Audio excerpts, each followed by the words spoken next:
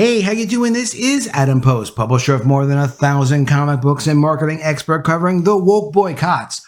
Target doesn't have enough problems. They need new problems. Target is now getting threatened by 15 state attorney generals because they're not woke enough. They removed their pride displays, and as a result, they've upset 15 Democrat attorney generals that want to push them to put themselves, number one, in harm's way, and number two, in a situation where their stock can get even more destroyed. The boycotts against Target have worked, and they've worked dramatically well, just like the boycotts on Bud Light. Let's get into the story. Before we do, please be sure you are subscribed to the channel. Click the bell for notifications. Give me a thumbs up. I really appreciate you guys. I'm trying to get to 25,000 subscribers, so if you can subscribe, please do subscribe. Target has its own real problems to deal with. They're expecting to take a $1.3 billion hit to their profits just from theft and organized crime. They have been getting bomb threats, and these bomb threats are from activists who are very unhappy that they took down their Pride merchandise. This has happened to them in multiple states. When this first started to come up, Target realized they needed to hold an emergency meeting to avoid a Bud Light situation because the Bud Light brand is destroyed at a level where it's never going to come back again. The Bud Light brand went from the number one brand now to the number two brand, and then we'll see how far it falls from there. It doesn't look like people who have canceled Bud Light are ever going to consider buying it again. Target's stock losses have been as much as $16 billion. Right now, they're at around a $14 billion loss. That's around 20% of the value of the company. Target has also received multiple downgrades of their stock. This one is from Bank of America, suggesting you really shouldn't buy the stock right now because they have multiple problems going on. Same thing happened. JP Morgan said the same thing. Citibank said the same thing. KeyBank said the same thing. Just don't buy their stock right now if you know what's good for you. But that kind of punishment is not good enough for the Democrat attorney generals. They want to see Target supporting the woke agenda. And if they don't support the woke agenda, they're going to get threatened. This is coming from Fox. Minnesota AG Keith Ellison warns Target about their obligations to the LGBT community. Keith Ellison and his fellow attorney generals penned a letter stating, "We urge Target to be mindful of its obligations under civil rights law to cater to identity politics." So Keith Ellison warns Target their decision to pull Pride merchandise from certain stores encourages bullying and will embolden hateful methods. Now, you never heard Keith Ellison talking about this during all of the BLM protests, but when it comes to not pushing LGBT merchandise, this seems to get Keith Ellison and a lot of other attorney generals very upset. Ellison co-led an open letter of 15 attorney generals expressing their concerns over Target pulling products in response to consumer outrage and said they could use civil rights law to defend the corporate giant. If customers don't want the product in the stores, what is the point of trying to push the stores to carry the merchandise? They never explained that. Target faced backlash over their Pride Month displays with rainbow and LGBT messaging that included new products like female-style swimsuits that can be used to tuck male genitalia. Target also notably pulled items from satanic designer Eric Carnell's brand, Ad Prowlin, with messages such as "Cure transphobia, not trans people." While they were reportedly not included in Target's Pride collection, Ad Prowlin had distributed apparel that includes satanic imagery, including pentagrams, horn skulls, and references to the devil. One design found the apparel maker's t-shirts and pins has the message "Satan respects pronouns." Keith Ellison's letter warned that there are many politically motivated attacks targeting LGBT Americans, such as limiting so-called gender-affirming care. It also stated these communities are being targeted by lawmakers who are prohibiting transgender individuals from using bathrooms or playing on sports teams aligned with their gender identity and restricting drag performances. How is Target, if you think about it for a minute, how is Target supposed to work into its business plan? This is how we're going to combat restrictions of drag performances with children. How is Target supposed to deal with that? And if they do start to deal with that, how is that really part of their business? They are just in the business to provide merchandise that consumers want to buy. That is it. They are not supposed to be recruited by a bunch of attorney generals to push propaganda on the public. Yes, they have many stores, and yes, they could be in the business of promoting propaganda if they really wanted to. But that doesn't actually make money unless somehow someone's going to pay Target to promote propaganda deliberately and directly. These demands from Democrat attorney generals and Democrat politicians just seem to get more ridiculous over time. The letter claimed consumers who object to Target's recent transgenderism-related products do not represent American society as a whole. Quote, against this backdrop, Pride merchandise like Target's helps LGBT people see that they enjoy considerable support and that loud and intimidating fringe voices and bullies do not represent the views of society at large, the letter claimed. Quote, we understand Target recently pulled some of its Pride merchandise from its shelves out of concern for worker and customer safety, the letter states. The letter went on to caution Target that by giving in to consumer outrage,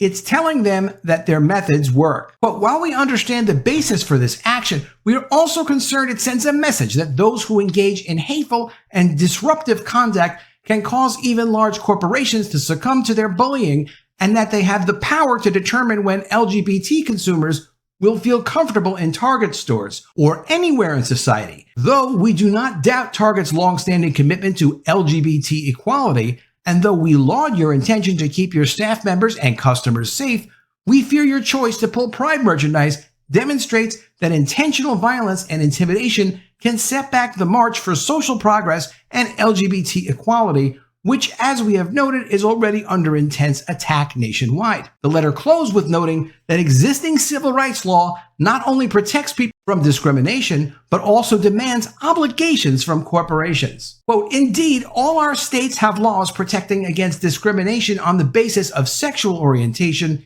and gender identity in places of public accommodation like Target stores. While these laws certainly do not create a legal obligation for retailers to offer any particular merchandise or create any particular displays, they do demand that customers be treated equally. In this context, we urge Target to be mindful of its obligations under these laws as it makes decisions as to how to respond to backlash against its Pride merchandise. Well, why even carry any Pride merchandise? Why should they bother to carry Pride merchandise or any merchandise that might be considered controversial? Who is that supposed to benefit? I have seen articles state, well, the LGBT market has a lot of disposable income and it's a very attractive market. Like, all right, well, fine, but if it's such an attractive market, then they will have merchandise and they will offer that merchandise and they'll make an absolute fortune by doing it. But if not, which kind of seems like it's more the reality that it's not, then these companies shouldn't be getting involved in trying to push an agenda by stocking certain kinds of merchandise. It just gets completely ridiculous. From CNBC, boycotts rarely work, but anti-LGBT backlash is forcing companies into tough choices because while they may rarely work, they're certainly working against Target. They're certainly working against Bud Light. Attacks against businesses for their inclusion of the LGBT community have forced companies to try to strike a balance between expressing values or risking backlash and even violence from a small but vocal part of their customer bases.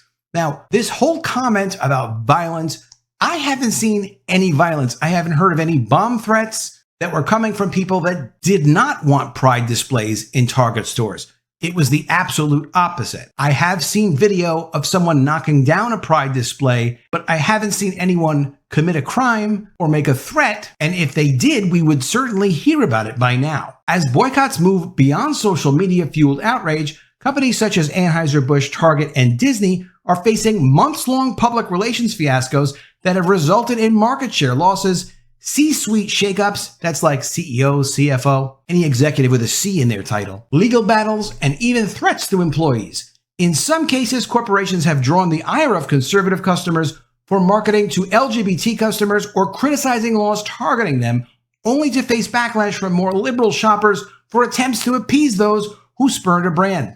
And this seems to be the counter narrative they're trying to do, to say, oh, LGBT people are boycotting Bud Light. Literally, they are saying that on CNBC. That is a narrative they are desperate to try to push. You know why you're losing so much money, Bud Light? Because LGBT people have decided they refuse to drink your beer. And that's why you've lost all this business. It's ridiculous, but that is what they're saying. Boycotts usually have little effect on a company's bottom line, according to experts who have tracked them. The backlash against Bud Light has hit particularly hard because there are similar substitutes for Bud Light, constant media coverage, has emboldened the boycotters, and the company has not put forth a unified strategy, said Anson Frericks, who spent more than a decade as president of sales and distribution at Anheuser-Busch. For companies such as Target and Disney, it is unclear if boycotts will hit sales. Well, for Target, it's obvious that it's hit sales. CNBC does do its own spinning, and it's interesting to see what they do in the business media. We know that Target's foot traffic is down at least 14%. If people aren't going to the stores, they're not buying as much merchandise. And we have seen some comments on Reddit, and I feature them every now and then in my videos, talking about how specific Target employees say, hey, we have a lot less people coming into the store than we did before. That isn't super scientific. It's just one person here, another person there. But one of the financial analysts that downgraded Target stock did directly say foot traffic was down 7% in May and then 14% in the last week of May. In the case of Disney, their movies keep bombing one after another. It's not that it's a boycott as much as it's something where people are not interested in seeing the non-binary star in the new Pixar movie. It's just not compelling. The backlash wave across the country, which has disproportionately targeted transgender people, has even weighed on large companies with more liberal reputations. The union representing Starbucks baristas said dozens of the chain's locations are not letting employees decorate for Pride Month in June, including at least one case where workers were told violence in response to Target's Pride merchandise sparked safety concerns. The company said it has not changed its policy on decorations and is encouraging stores to celebrate Pride Month. I still don't understand why employees should be putting up decorations in their stores. It's a place of business. That phrase used to mean something. In a place of business, you focus on serving the customer, not promoting or projecting anything, even if there's a holiday of some kind. The holiday is secondary. LGBT inclusion has in recent years been standard business practice, said Sarah Kate Ellis, president and CEO of LGBT advocacy group GLAAD. But that practice has become trickier amid a very aggressive legislative session in which hundreds of anti-LGBT bills, which target trans rights and how sexual orientation and gender identity are taught in schools, among other topics, have been introduced by lawmakers across the country. Of course, you understand that lawmakers represent the people. And when the people say they want something, they encourage their lawmakers to deal with it, and the lawmakers act on behalf of the people. So when a law is passed, that's the voice of the people. And it should be respected. Despite the mounting headlines and sustained criticism of Bud Light, corporate boycotts are, quote, overstated, and those offended by campaigns tied to Pride Month are in the, quote, minority, Ellis said. In a separate Squawk Box interview on CNBC, she said that there are hundreds of companies, including Nike, North Face, and Walmart, still running pride campaigns in the face of pressure from, quote, extremists. She also suggested that opposition to Anheuser-Busch's reaction to the boycott, including decisions by some gay bars not to carry Bud Light, had driven the slowing sales more than the initial conservative backlash, which is an absolute ridiculous statement. Because it's not like people are even actively boycotting Bud Light. They just see it and they're repulsed by it. People do not want to be associated with that brand. Some people are still buying the beer, but as much as 60% of Florida's market has been destroyed, they can't give the stuff away for free, literally. And that is not because of an LGBT boycott. But let me know what you think of this in the comments below. Do you think that these state attorney generals have any business threatening Target and telling them, look, if you're going to pull your pride displays, you essentially might be out of compliance with your obligations to civil rights? That's basically what they're saying. They're trying to scare them into doing something. Of course, they've waited until the end of June. The merchandise is already gone. The displays are already destroyed. So it's not clear that they could literally do anything. What they ought to be doing, if the attorney generals were serious and this wasn't just some political game, they would be talking to them about next year's plans for whatever they're going to do for Pride Month. I mean, that's just a business thing. I don't think they ought to. I don't think it's any of their business. But if they were serious, that's what they would be doing. Let me know if you agree with that or you don't agree with that in the comments below. Have you noticed how well the Bud Light boycott has been working against Bud Light? Do you think there's any chance that people are going to go back and start drinking that beer? Do they want to drink that beer? Why would they spend money on it if when they want beer, they can just buy a different beer after the insult from the company? And the insults from that company just keep coming. They still haven't apologized yet. Let me know what you think in the comments below. Always love to see your ideas. Really appreciate you guys. Please be sure you are subscribed to the channel. Click the bell for notifications. Give me a thumbs up, and I'll see you again soon with another video. And if I don't see you, I will miss you.